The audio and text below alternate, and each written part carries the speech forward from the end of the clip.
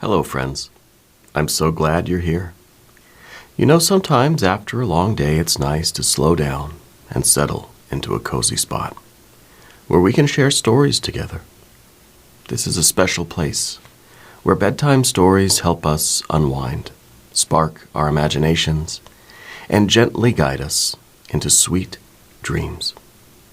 Each night, we'll go on an adventure.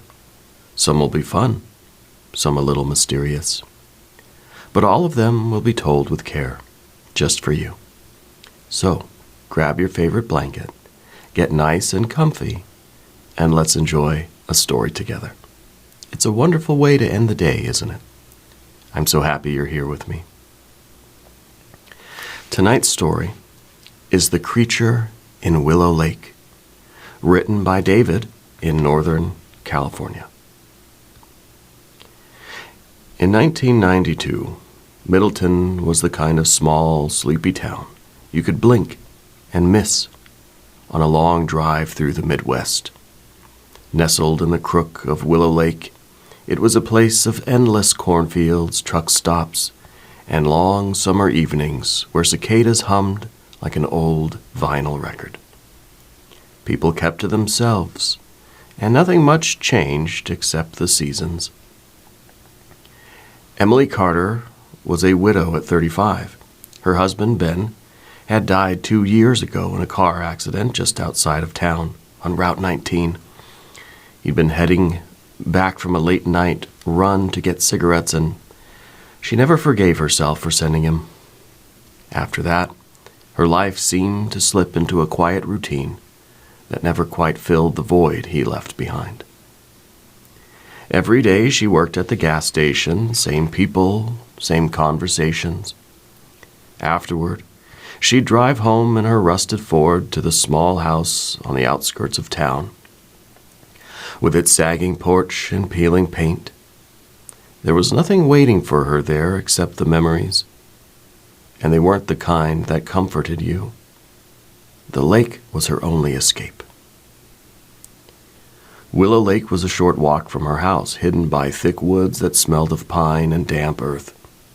It was peaceful there, far from the town and its prying eyes. She'd sit by the water's edge with a book she never really read, watching the sun sink low, casting everything in shades of pink and orange. It was her sanctuary until the day she saw something break the surface of the water. At first, Emily thought it was a log drifting lazily in the current, but then it moved in a way that sent a chill down her spine.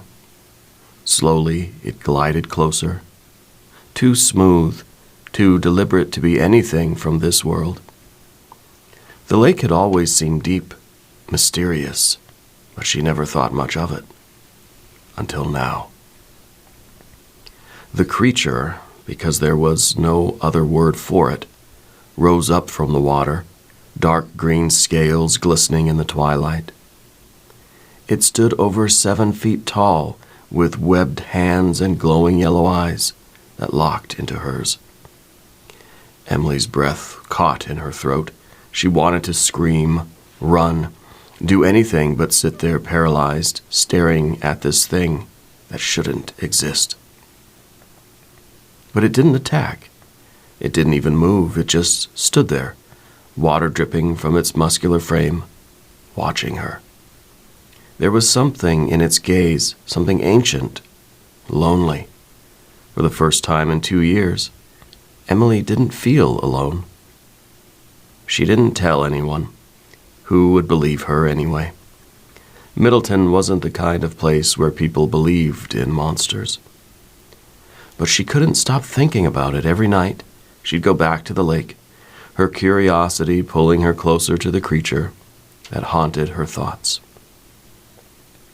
It took 3 more nights before it returned. This time, it didn't just stand in the water, it stepped onto the shore, slow and cautious.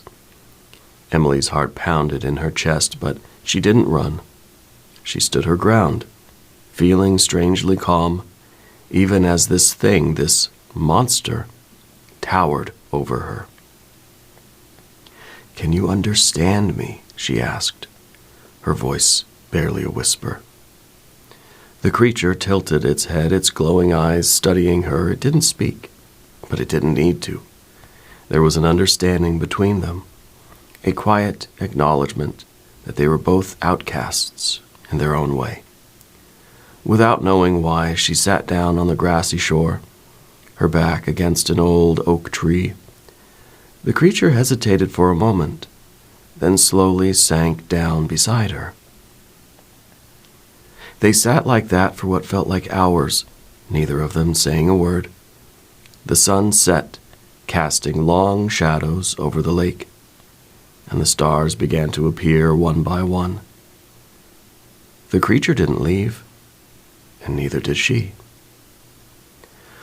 When Emily finally stood up to leave, the creature disappeared back into the water, its dark form slipping beneath the surface without a sound.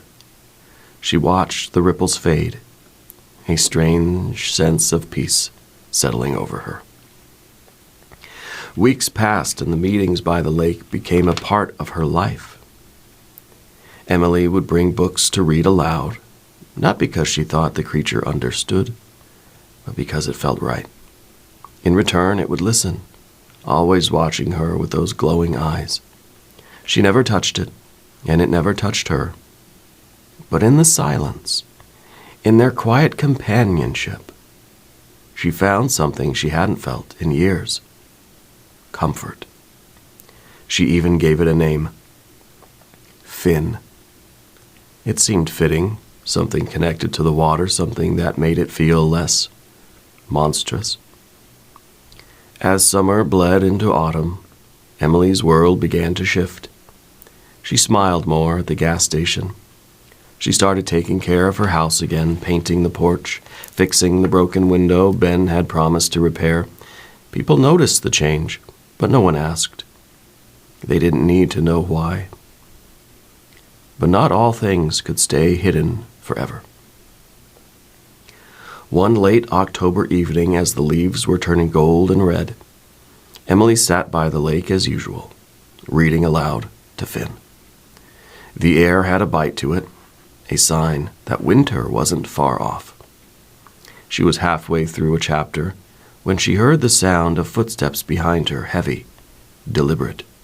She froze, turning to see two men from town standing at the edge of the woods. They were hunters. Their rifles slung over their shoulders. One of them was Rick McCall, a loudmouth who spent more time at the bar than anywhere else. The other was Tom Willis, a quieter, but just as quick to stir up trouble. "What the hell are you doing out here, Em?" Rick called out, his eyes narrowing. He glanced toward the lake, his face twisting into a sneer. "Talking to yourself?" Before she could answer, Finn appeared, rising from the water like a nightmare made real. Rick's sneer faded, replaced by wide-eyed terror. He fumbled with his rifle, but Tom was quicker. He raised his gun, and before Emily could scream, the shot echoed through the trees. The bullet hit Finn in the shoulder, and he let out a low, guttural sound, something between a growl and a moan. He stumbled back into the water, disappearing beneath the surface, leaving nothing but ripples behind. Emily ran to the lake's edge, her heart in her throat. She couldn't see him. She couldn't tell if he was still there, still alive. The hunters shouted behind her, but their voices were distant, muffled. All she could hear was her own breathing, the pounding of her heart. "Finn!" she cried, her voice breaking. The water remained still, and for the first time in months, she felt truly alone again. For days she went back to the lake, waiting for him to return. The hunters bragged about the creature they'd seen, but no one believed them. The town shrugged it off as another one of Rick's drunken stories, but Emily knew better. She waited and waited, but Finn never came back. Then, one cold November night when the first snow dusted the ground, she saw him. He emerged from the water, his movement slower, weaker. His shoulder was scarred from the bullet. but he was alive. Emily rushed to him, tears streaming down her face. She didn't care that he was a monster, didn't care what anyone else thought. To her, he was more human than anyone in that town. "I thought I'd lost you," she whispered. For the first time, Finn reached out, his webbed hand brushing against hers. His touch was cold but gentle. And in that moment, she knew she wasn't alone. In the end, it didn't matter that he was a creature from the depths of Willow Lake. What mattered was that, in a world full of loneliness, they had found each other. The end. Well, wasn't that a lovely story? I'm so glad we could share it together. Now, as the day comes to an end, it's time to rest and let all those wonderful thoughts and dreams carry you through the night. Remember, tomorrow is a new day, full of new adventures, and I'll be right here when you're ready for another story.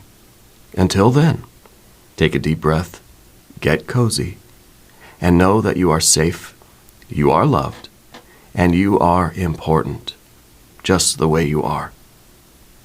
Good night, and sleep well.